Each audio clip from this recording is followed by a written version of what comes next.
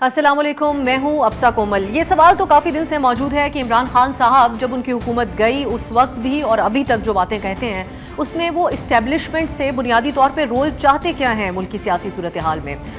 क्योंकि वो बार बार न्यूट्रल कह के ये तंज करते हैं, जो कि आज भी उन्होंने दोहराया है अपने खिताब में। लेकिन जो बात उन्होंने कल रात एक टीवी इंटरव्यू में कही है उसके ऊपर बहुत ज़्यादा आप इस वक्त सुन रहे होंगे वावेला, बहुत ज़्यादा शोर शराबा और बयानात सामने आ रहे हैं। और कहा यह जा रहा है कि ये बड़ा खतरनाक बयानिया है। वो ये कहते हैं कि अगर इस्टेब्लिशमेंट सही फैसले नहीं करेगी तो मैं राइटिंग में देता हूँ कि जो फौज है वो सबसे पहले हिट होगी, सबसे पहले तबाह होगी, खुदा न खास्ता। और फिर साथ ही वो ये कहते हैं कि मुल्क 3 हिस्सों में बच जाएगा। हमसे ये कहा जाएगा कि अपना एटमी जो असासे हैं उनको गिव अप कर दिया जाए। ये खान साहब ने कल बयानिया अपनाया है। अब सवाल ये उठता है कि खान साहब की क्या मुराद है कि फैसले, दुरुस्त फैसले जो इस्टेब्लिशमेंट से एक्सपेक्ट करते हैं। इमरान खान साहब का ये बयान तो सामने आ चुका है। इसके हवाले से ये तासुर सामने है कि खान साहब शायद ये समझते हैं कि अगर वो हुकूमत में नहीं होंगे तो मुल्क का निज़ाम नहीं चल सकता, ये इदारे नहीं चल सकते, न्यूक्लियर प्लान खुदा न खास्ता तबाह हो सकता है और फिर मुल्क टुकड़े टुकड़े भी हो सकता है। सवाल ये भी है कि क्या हमारे इदारे इतने कमज़ोर हैं कि एक मखसूस शख्सियत के इक़्तिदार में न होने या होने की हवाले से उनका वजूद ख़तरे में आ सकता है। इसके ऊपर हम बात करेंगे आज के प्रोग्राम में। कौमी क़यादत जो सियासी है उसकी तरफ से बड़ा शदीद रद्द अमल आ रहा है। आसिफ अली जरदारी ने कल ये कहा कि ये एक पाकिस्तानी की ये ज़ुबान नहीं हो सकती। उन्होंने कहा कि इमरान खान साहब को मुखातिब करते हुए कहते हैं कि बहादुर बने और अपने पाँव पर खड़े होकर सियासत करना सीखें। मुल्क को टुकड़े टुकड़े करने की बातें उन्होंने कहा कि ये हमारी आज नस्लें जो मौजूद हैं उनकी वो पूरी नहीं होने देंगी। दूसरी तरफ उन्होंने आसिफ जरदारी साहब ने अपने पार्टी कारकुनों को इमरान खान के खिलाफ गली गली एहतजाज करने का भी कहा। वज़ीर आज़म शहबाज शरीफ साहब ने भी आज इसके ऊपर रद्द अमल दिया। उन्होंने कहा ये खुली धमकियां हैं। अगर इमरान खान को अवामी ओहदे से नाअहल करार देने के लिए किसी सबूत की ज़रूरत है तो उनका ये ताज़ा इंटरव्यू ही काफ़ी है। इस बयान के ऊपर कल से मैं सुन रही हूँ बहुत से सहाफ़ी हैं। डिवीज़न हमेशा नज़र आती है हमें जब इमरान खान साहब कोई बात करते हैं। कुछ सहाफ़ी हैं जो उनके हामी हैं, वो उनके हक़ में बात करते हैं, लेकिन एक बहुत बड़ी राय ये सामने नज़र आई जिसमें यही कहा गया कि इमरान खान साहब इक़्तिदार जाने से इस कदर डेस्परेट का लफ्ज़ मैंने सुना, बहुत सारे सीनियर सहाफ़ियों ने इस्तेमाल किया कि डेस्परेट हो गए हैं कि वो मुल्क के 3 टुकड़े होने की बात करने लगे हैं।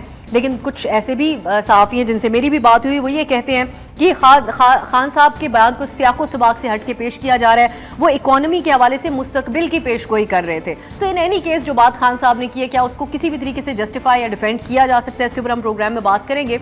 और फिर दूसरी तरफ से खान साहब के हक़ में जो उनकी जमात में से, क्योंकि आम तौर पर और हमेशा से हम देखते हैं हमारी सियासत में यही होता है, रिवायत है कि पार्टी लीडर जो भी बात कह दे उसका दिफा ज़रूर करना होता है। सब ने यही माजी में भी होता रहा। दीगर जमातों के साथ छोटे रुकन रकीन या रहनुमा जो होते हैं वो कोई बात कहें तो उससे तो लाताल्लुकी भी कर दी जाती है, लेकिन पार्टी कायद जब कोई बात कहता है तो वो उसके बहुत साथ दिया जाता है। इसी सिलसिले में फवाद चौधरी साहब कहते हैं कि इमरान खान ने जायज़ तौर पर उन खतरात की निशानदेही की जो मुआशी तबाही की सूरत में पाकिस्तान को दरपेश होंगे। हम इन इशूज़ के ऊपर बात करेंगे, लेकिन मेरी नज़र में ज़ाती तौर पे खान साहब का एक और जो बयान है वो इन सब बातों से ज़्यादा अहम है। और वो ये कहते हैं कि जब हमें हुकूमत मिली, इसी इंटरव्यू में जब हमें हुकूमत मिली तो अगर फिर से उस तरह दोबारा हुकूमत मिली तो मैं नहीं लूँगा। वो एक कमज़ोर हुकूमत थी, हमारे हाथ बंधे हुए थे, हर तरफ से हमें पकड़ा हुआ था, हर तरह से ब्लैकमेल होते रहे, पावर हमारे पास नहीं थी। पावर पाकिस्तान में जिधर है सबको पता है। और इसी के हवाले से आज भी उन्होंने तक कहा कि बेशक आप खुद को न्यूट्रल्स कहते हैं लेकिन अवाम जानते हैं कि पावर आपके पास है। तो बज़ाहिर ऐसा लगता है कि खान साहब तमाम मलबा इस वक्त इस्टेब्लिशमेंट और मुल्क की फ़ौज पर डाल रहे हैं। इसके ऊपर हम बात करेंगे। हमारे साथ मौजूद हैं तहरीक इंसाफ के सीनियर रहनुमा आमिर डोगर साहब। आप इमरान खान साहब के मुआवने खुसूसी भी रहे और PTI के चीफ वेब भी, और lieutenant general retired Naeem Khalid Lodhi साहब हैं, दिफाई तज्जियाकार हैं, और इस मामले के ऊपर हम खास तौर पे उनसे जानेंगे वो इसको किस तरीके से देखते हैं। नून लीग के रहनुमा तारिक फजल चौधरी साहब भी हमारे साथ हैं। आप तीनों का बहुत बहुत शुक्रिया। आगाज़ डोगर साहब मुझे फिर आपसे ही करना होगा ताकि हमें कुछ पता चले कि खान साहब ऐसा क्यों समझते हैं, डोगर साहब, कि अगर इस्टेब्लिशमेंट ने दुरुस्त फैसला न किया, जो कि ऑब्वियसली खान साहब की नज़र में ऐसा ही नज़र आता है, ये है कि उनको वापस इक़्तिदार में ले आया जाए तो मुल्क दिवालिया हो जाएगा। खान साहब कहते हैं फ़ौज खुदा न खास्ता तबाह हो जाएगी, न्यूक्लियर असासे छिन जाएंगे और पाकिस्तान टुकड़ों में, 3 टुकड़ों में बढ़ जाएगा। क्यों खान साहब का ऐसा ख्याल है? बिस्मिल्लाहिर्रहमानिर्रहीम।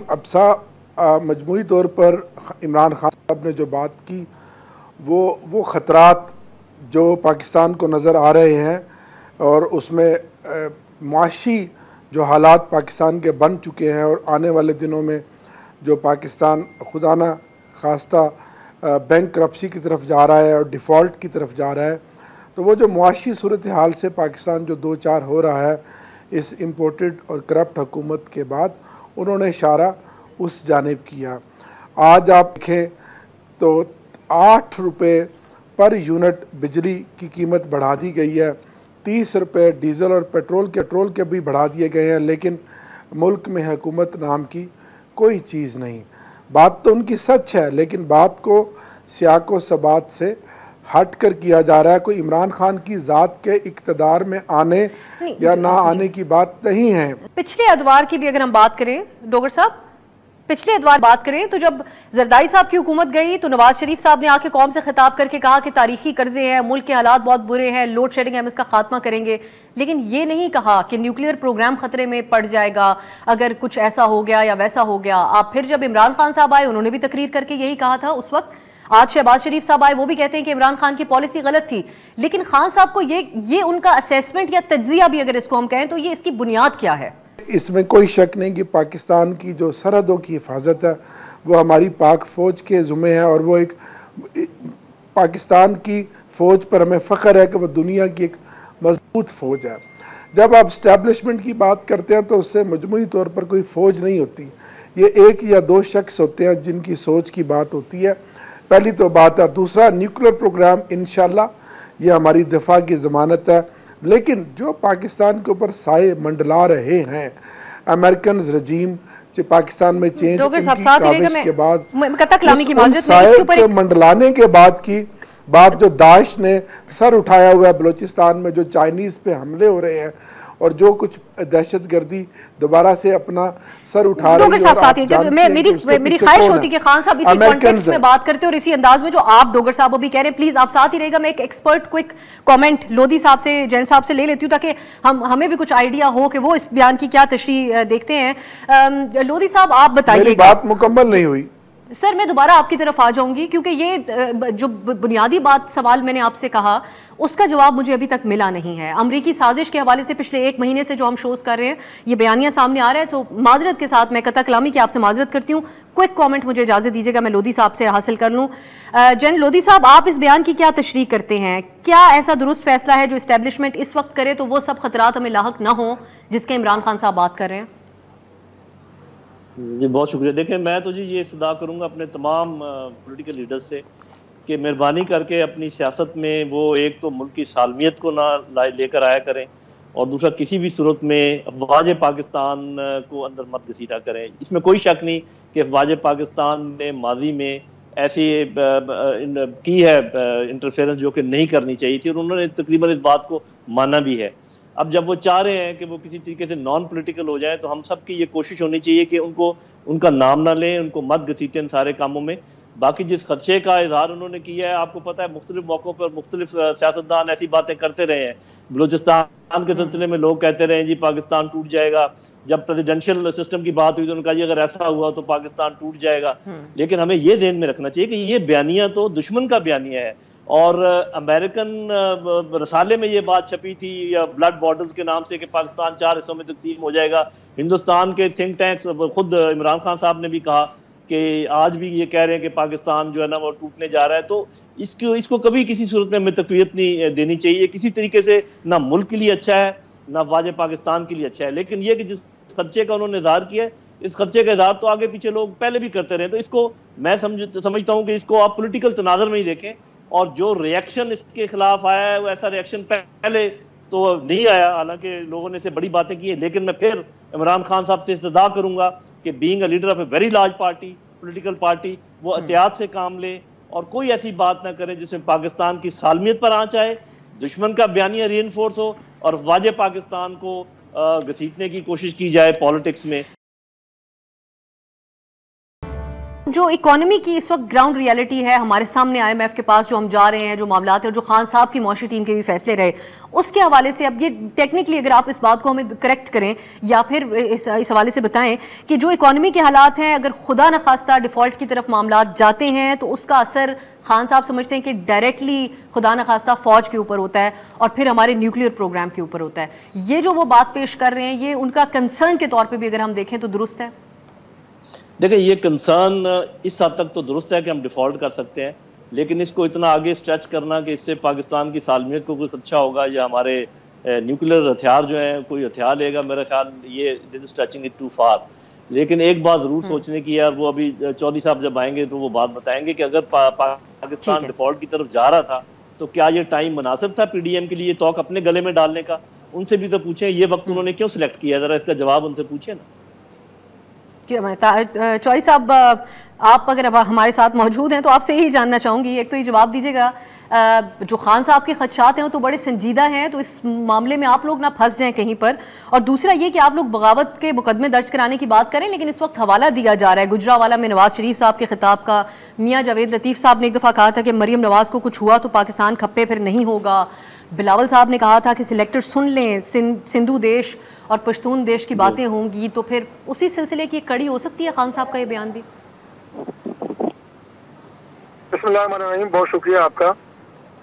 देखिए, दो तीन बातें जो हैं वो सबके ध्यान में होनी चाहिए और वो बिल्कुल क्लियर है। पहली बात तो ये है कि अल्लाह ताला के फजल से अगर किसी चीज़ ने कायम रहना है तो वो पाकिस्तान है, हमारा प्यारा मुल्क, और वो ताक़यामत सलामत रहेगा इंशाल्लाह। बाकी सारी चीज़ें जो हैं वो मुल्क के लिए इंडिस्पेंसिबल नहीं है। तो आप अगर जाएँ प्राइम मिनिस्टर हाउस में तो उसकी दीवार पे साबिक वज़ीर आज़म की लंबी कतारों में तस्वीरें लगी हुई हैं। कई नाम आए हैं और कई गए हैं। अगर कोई भी शख्स ये समझता है कि मैं वज़ारत उज़्मा की कुर्सी के लिए इंडिस्पेंसिबल हूँ और मेरे बगैर मुल्क नहीं चल सकता, तो मेरा ख्याल है कि इससे बड़ी बेवकूफ़ी कोई नहीं है। वो कोई भी हो, वो इमरान खान साहब हो, वो कोई भी हो, और मैं मुल्क में रहूँ, मैं वज़ीर आज़म रहूँ तो मुल्क तीन टुकड़े भी नहीं होगा, मैं रहूँ तो एटमी असासे भी बचेंगे, मैं रहूँ तो फौज भी बचेगी। ये बड़ी ही अजीब बात है, बड़ी अजीब बात है। और ख़ासतौर पर वो शख्स जो वज़ारत उज़्मा के मनसब पे रहा हो, उसे इस तरह की गैर जिम्मेदाराना स्टेटमेंट्स देते हुए 10 दफा सोचना चाहिए कि आप मुल्क को 3 हिस्सों में तकसीम कर रहे हैं। एटमी असासे जो पाकिस्तान की नहीं, आलम इस्लाम की शान है, आप उनको मुतनाज़ा बना रहे हैं और आप इदारों को मुतनाज़ा बना रहे हैं कि जब तक मैं हूँ उस वक्त तक ठीक है, मैं ना हुआ तो खुदा न खास्ता इदारे भी जो है वो नहीं रहेंगे, फौज नहीं रहेगी। पहली बात तो ये है। दूसरी बात ये है जी कि जिन बयानात का आप हवाला दे रहे हैं वो यकसर इससे मुख्तलिफ है। बिलावल भुट्टो साहब का आप कह रहे हैं, बिलावल भुट्टो साहब की माँ को जब शहीद किया गया, उनकी वालदा मोहतरमा बेनजीर भुट्टो साहिबा को, उस वक्त पाकिस्तान पीपल्स पार्टी ने कहा था कि पाकिस्तान खपे। और आज अगर उनमें से उनका कोई लीडर ये बात कह रहे हैं कि मुल्क में इस तरह के हालात नहीं पैदा होने चाहिए कि जिससे आप ये कहें कि लसानी बुनियादों के ऊपर कोई नारे लगे, कोई बात आगे आए, तो ये एक और बात है, टोटली डिफरेंट बात है। इसको आप उससे नहीं लिंक कर सकते न। इमरान खान साहब जो है और फिर आप जावेद लतीफ़ साहब और बाकी लोगों का हवाला दे रहे हैं। अभी आपने प्रोग्राम के इब्तिदाइये में आपने एक बात की कि जो आपकी second tier third tier leadership होती है उनके बयानात का बाज़ का कोई दिफा नहीं करता है, लेकिन मरकजी लीडरशिप जो आपकी पार्टी की होती है उसका दिफा किया जाता है। तो इमरान खान साहब पार्टी के सरबराह हैं, उनके बयानात का दिफा पूरी पीटीआई कर रही है। उनका बयान देना वो पीटीआई की ऑफिशियल स्टेटमेंट है ना चौधरी साहब कि अगर कायद जो बात कहे तो बड़ा मुश्किल होता है आप लोगों के लिए उसको डिफेंड करना, लेकिन आपको फिर भी करना पड़ता है। और कोई कहे तो उससे आप लोग ला ताल्लुकी कर देते हैं। इसी नौयत के बयानात जब आपकी लीडरशिप की तरफ से आते रहे तो फिर उसको डिफेंड तो करना ही था आप लोगों ने। लेकिन बहरहाल अब डोगर साहब, एक और बात भी है जो कि मुकदमा आपके खिलाफ ये पीडीएम पेश करती थी कि सिलेक्टेड हैं, ये लफ्ज इस्तेमाल किया जाता था, वो तो खुद आज एतराफ़ कर रहे हैं खान साहब। वो कहते हैं कि पावर हमारे पास कोई थी नहीं, पावर पाकिस्तान में जिधर है सबको पता है, कोई काम कर नहीं सके, ब्लैकमेल होते रहे, और मुझे अगर उस वक्त पता होता तो मैं री इलेक्शन करता और फुल मेजॉरिटी के साथ आता। तो इसका मतलब ये है कि 3.5 साल आपके फैसले कहीं और से होते रहे तमाम। देखें, इससे पहले मैं उस बात का जवाब देना चाहता हूँ जो बात आपने मेरी काट दी कि आज पाकिस्तान की जो मौजूदा हुकूमत में 13 जमातें हैं, इनका माजी और इनका एक्शन और रिएक्शन ये बताता है कि इन्होंने हमेशा पाकिस्तान की सालमियत के ख़िलाफ़ बातें भी की हैं, पॉलिटिक्स भी की है और ये करते चले आए हैं। अख्तर मैंगल की मिसाल आपके सामने है, मोहसिन दावड़ की मिसाल आपके सामने है, महमूद अचकज़ई की मिसाल आपके सामने है। आसिफ जरदारी ने ही नवाज शरीफ को कहा था, कौन नहीं जानता कि मोदी का यार कौन है, किसने ग्रेटर पंजाब की बात की। तो ये सारी चीज़ें आपके सामने हैं। सिंधु देश की किसने बात की, इमरान खान ने तो कभी ग्रेटर पंजाब की बात नहीं की। हुसैन हक्कानी बार बार नवाज शरीफ को किस लिए जाकर मिला, और वो अफगान मशीर जो एडवाइज़र था सिक्योरिटी का, वो जब नवाज शरीफ को मिलता था किस लिए मिलता था, किस लिए मिलता था? वो इसलिए मिलता था कि ये सब पाकिस्तान के दुश्मन तो फिर अमेरिका के इशारे पर इकट्ठे हुए और इसराइल को आज तस्लीम करने की कौन बात कर रहा है? आज जो ये डेलीगेशन गया जिसमें पाकिस्तानी थे, वो किसने भेजे हैं? इमरान खान ने तो नहीं भेजे। इमरान खान ने इंटरव्यू तक नहीं कर सकते, नवाज शरीफ साहब उनके बयानात नशर नहीं कर सकते, बानी एमक्यूएम कहीं उनका नाम भी नहीं लिया जा सकता। उनके खतरात की बात किया, एक बात। दूसरी बात, अब आपने जो सेकंड सवाल किया कि इसमें कोई शक नहीं, जनरल लोधी साहब बैठे हैं, भाई हैं मेरे बड़े, फौज को सियासत में नहीं घसीटना चाहिए, लेकिन सब जानते हैं कि वो कौन है जो इस वक्त भी हुकूमत चला रहा है और फैसले कहाँ से हो रहे हैं। तो ये तो बैठकर सबको, मुल्क की सालमियत पर तो कोई दूसरी बात नहीं है, सबको ये फैसले करने होंगे कि आइंदा के लिए उन्हें हमेशा हमेशा के लिए गेट नंबर 4 का दरवाज़ा जो है, जो हर वक्त खुलने का इंतज़ार करता है, और बाकी जो आप पा रहा है उसको छोड़ना होगा, और पाकिस्तान की सियासत के फैसले सियासत के ऐवानों में करने होंगे, यानी वोट को इज्जत दो का नारा फिर हम खान साहब की तरफ से भी सुन सकते हैं, ठीक है ना?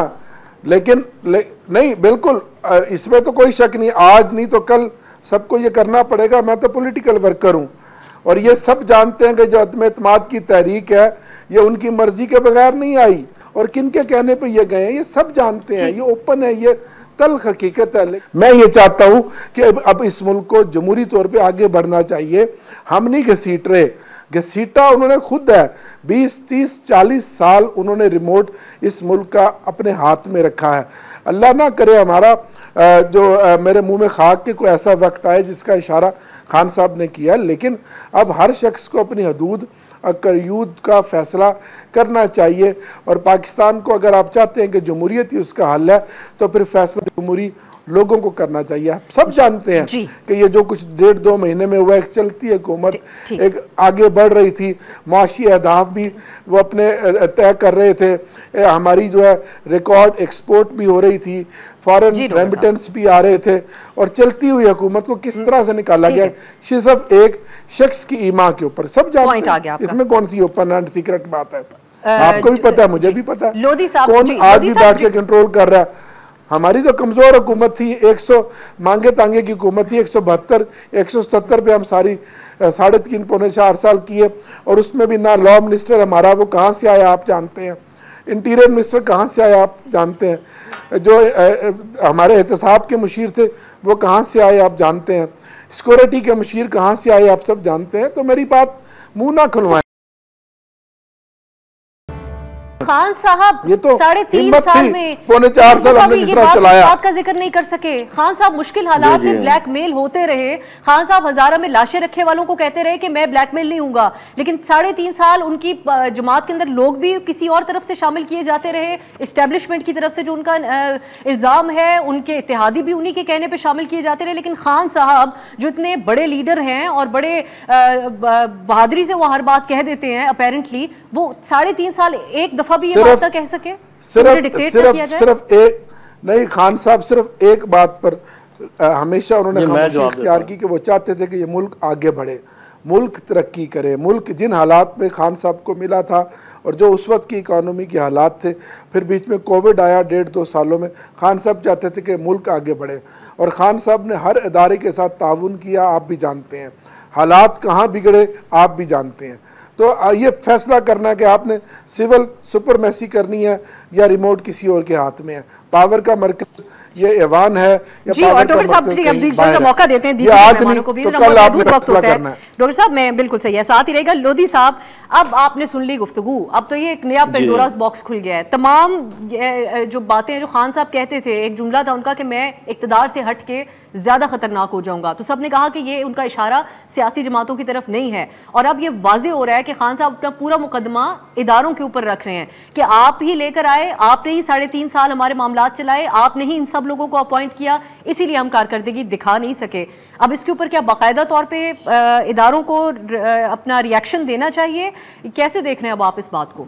जी देखें, पहली बात तो ये है कि ये बात तो किसी से ढकी छुपी नहीं है कि अदारे माजी में इस किस्म के इंटरफेरेंस करते रहे, पहले भी मैंने बात कही है। और ये जो डोगर साहब ने कहा कि हमारी चलती हुई हुकूमत को हटाया गया, यही बात नवाज शरीफ साहब ने बिल्कुल आपके टीवी के ऊपर कही है कि बाजवा साहब आपने हमारी चलती हुई हुकूमत को चलता किया। तो अगर ये शिकायत सबको है, जो कि नज़र आ रही है कि है, तो फिर तो और भी ज़रूरी है कि ये अभी उसका नाम लेना बंद कर दें उस इंस्टीट्यूशन का, और उसके बाद उनसे किसी भी किस्म का तकाजा करना बंद कर दें, अपनी सियासत को संभालें, सियासी मैदान में एक दूसरे के साथ आएँ। और अगर उनको ऐसा महसूस होता है कि जी वो अभी भी किसी का साथ दे रहे हैं, तो उसका फिर ये है कि कोई कहीं बैठ कर उसकी बातचीत करें, कुछ चीज़ सामने लेकर आए, जो कुछ बातें जो डोगर साहब जी जो PMLN का ये शिकवा था, मुझे क्यों निकाला नवाज शरीफ का, इमरान खान कह रहे हैं कि क्यों मेरी हुकूमत चलाते रहे 3.5 साल, इसमें फर्क नहीं है? देखें जी, कोई फर्क नहीं है मेरे ख्याल में, चाहे आप चलाते रहे चाहे क्यों निकाला, कोई ऐसी हुकूमत नहीं है आज जो बैठे हुए चौधरी साहब भी जो ये दावा करे कि जी हमारे दौर में ना कोई इंटरफेरेंस थी और ना हमने इंटरफेरेंस मानी।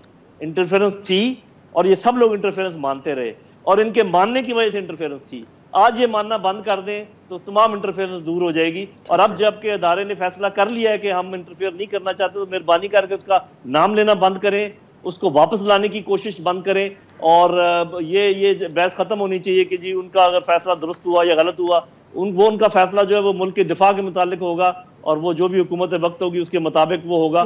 तो मेरा ख्याल है कि अगर ये चाहते हैं ये सभी लोग, इसमें कोई भी मुबर्रा नहीं है, कोई भी आउट नहीं है, ये इनको पैदा करने में भी एस्टेब्लिशमेंट का हाथ है, इनको चलाने में भी हाथ रहा है एस्टेब्लिशमेंट का, लेकिन एक टाइम ऐसा आ गया है, मेरा ख्याल है कि सबको ये एहसास हो गया है कि ये मुल्क के लिए अच्छा नहीं है। मैं बहुत खुश हूँ कि इमरान खान साहब को भी इस बात का एहसास हो गया है। इसके बाद अभी आगे उनको माफ़ कर दें, माफ़ नहीं करना तो जो भी उनके साथ करना है कर लें, लेकिन अभी उनको वापस इस ना लेकर आए कि जी अब आप उसकी मदद ना करें या मेरी मदद करें या ये करें या वो करें, बस वो अपने मुल्क का दिफा करें। और उसी में खान साहब, देखिए खान साहब आपको पता होना चाहिए कि सबसे बड़ी मुल्क की पॉलिटिकल पार्टी के सरबराह है, और मेरी उनसे इस्तदा है कि वो अब फौज का नाम लेना बंद करें और मुकाबला करें पॉलिटिक्स में, और मुकाबला उनका बेहतरीन हो सकता है पॉलिटिक्स में। जो कुछ ये हुकूमत अभी जो आई है, जो कुछ कर रही है, सबके सामने है, और इसी को सामने लेकर आए, कुछ और करने की उनको जरूरत ही नहीं है।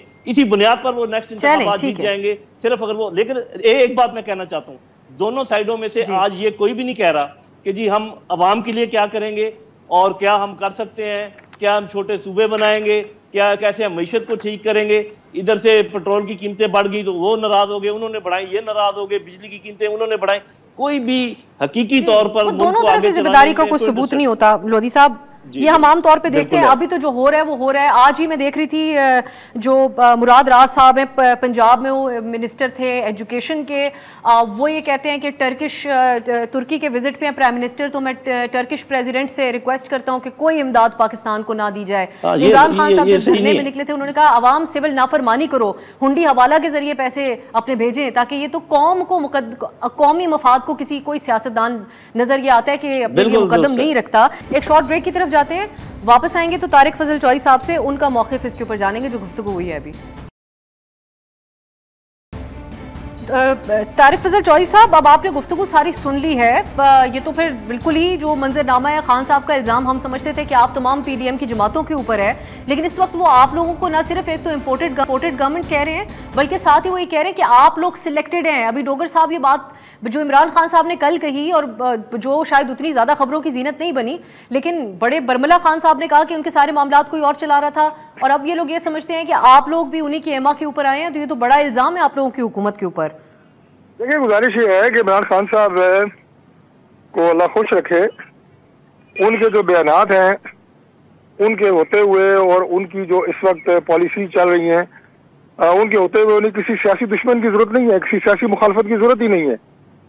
वो खुद अपने आप को एक्सपोज कर रहे हैं कि उनके थिंकिंग प्रोसेस क्या है, किस कैलिबर के वो लीडर हैं, और एक वजारत उज़्मा जाने के बाद ना उन्होंने मुल्क को छोड़ा है, ना उन्होंने इदारों को छोड़ा है, ना पाकिस्तान की एटमी सलाहियत को छोड़ा है। और गवर्नमेंट तो जाहिर है उनकी कल की अपोजिशन थी, आज की गवर्नमेंट है, उसके खिलाफ तो बातें करेंगे, लेकिन मुझे ये समझ नहीं आ रही कि कभी वो कहते हैं ये अमेरिकन साजिश के नतीजे में आए हैं, ये जनाब इम्पोर्टेड गवर्नमेंट है, कभी वो कहते हैं कि इन इदारों का नाम लेते हैं जनाब, कभी कहते हैं एस्टेब्लिशमेंट इनके पीछे है। तो भाई पहले ये तो फैसला कर लें कि क्या हमें कोई अमेरिका की सपोर्ट थी, कोई इदारों की सपोर्ट थी।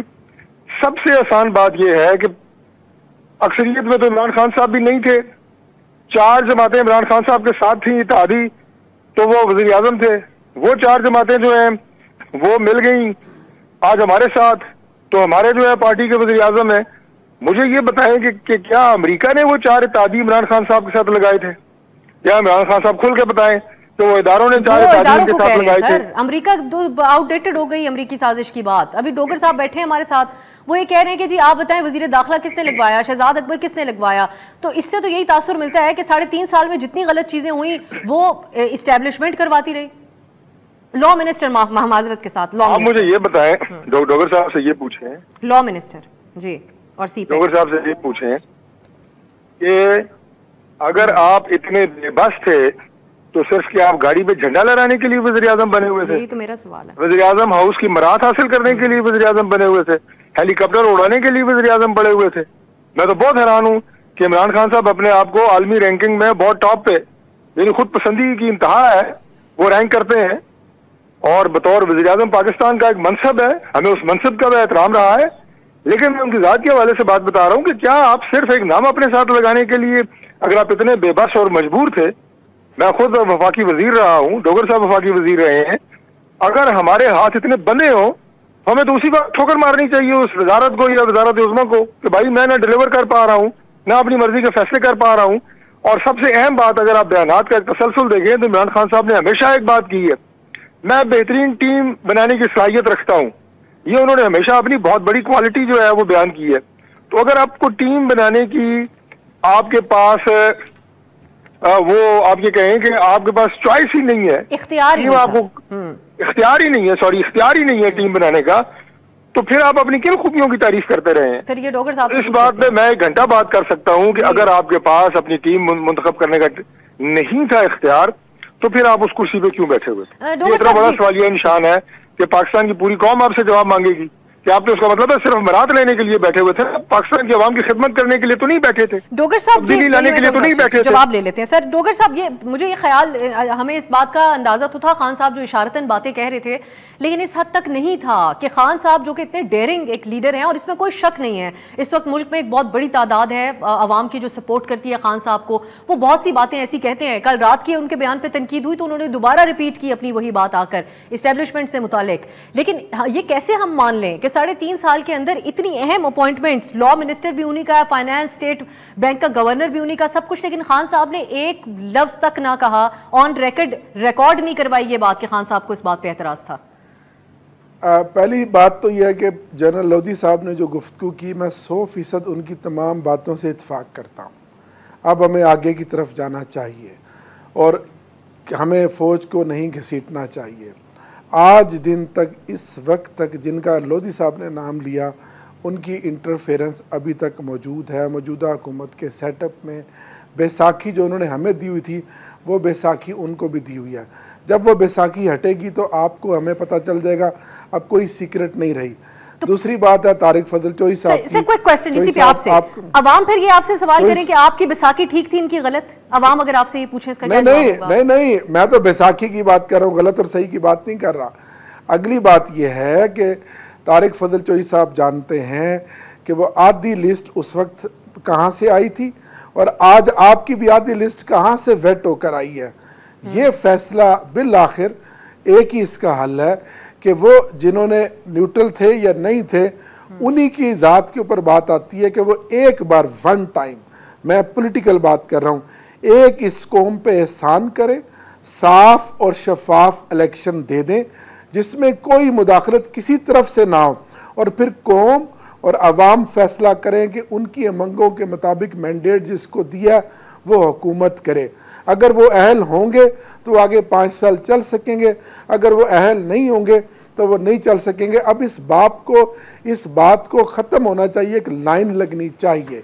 मैं ये जो बात है इसको एंड कर रहा हूँ, बाकी मैं बात करूँगा तो फिर बात बहुत दूर तक चली जाएगी। मैं वो बात नहीं करना वक्त भी खत्म हो गया। ठीक हो गया सर, बहुत शुक्रिया। डोगर साहब, तारिक फजल चौधरी साहब, lieutenant general retired Naeem Khalid Lodhi साहब, अब आपने जो गुफ्तगू सुनी, आने वाले दिनों में आप इमरान खान साहब का और उनकी जमात का बयानिया भी अब उसी तरफ जाते हुए देखेंगे। शायद अब आप जरदारी साहब, मौलाना साहब और नवाज शरीफ साहब का जिक्र कम सुनेंगे, बल्कि डायरेक्ट उनका वो एड्रेस करेंगे इदारों को और इस्टेब्लिशमेंट को, जिस तरह से इमरान खान साहब ने जो बात की उसको डोगर साहब ने भी इंडोर्स किया। आज के लिए मुझे इजाज़त दीजिए, खुदा हाफिज़। हर पीर से जुमा अपने फेवरेट शो न्यूज़ आई को यूट्यूब पर देखने के लिए डॉन न्यूज़ के ऑफिशियल यूट्यूब चैनल पर आइए, उसको सब्सक्राइब कीजिए और बेल आइकन को प्रेस कीजिए।